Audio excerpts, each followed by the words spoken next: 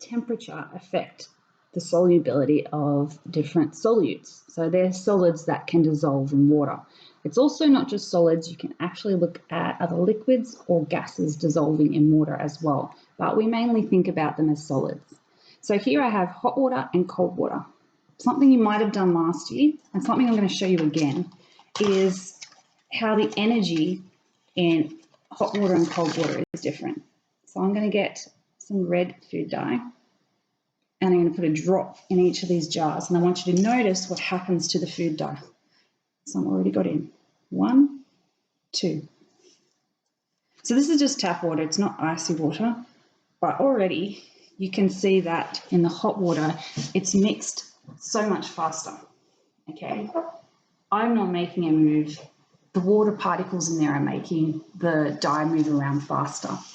And so this is really a key bit of indication that in hot water, the particles move faster than in the cold water. So then how does this affect solubility? Well, let's try it out. Here I have some sugar. Actually, I'll do salt, not sugar. And I'm going to put a teaspoon of sugar in both of these. So, nice,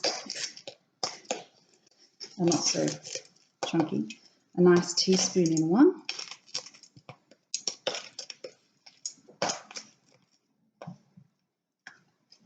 And a teaspoon in the other.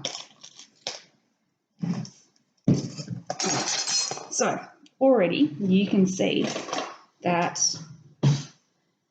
there's stuff still at the bottom. You probably can't see, but trust me, there's still bits at the bottom here. But there's more at the bottom of this one. I'm going to stir them for a little bit. Agitation is another way of helping things dissolve. So now all the sugar's dissolved here. But even when I stir it, not all the sugar's dissolved in this one.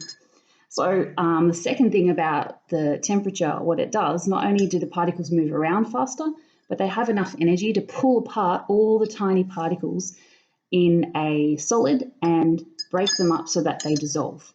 Okay, so at the higher temperature, the solid can dissolve, the solute, the water here, can dissolve more solid.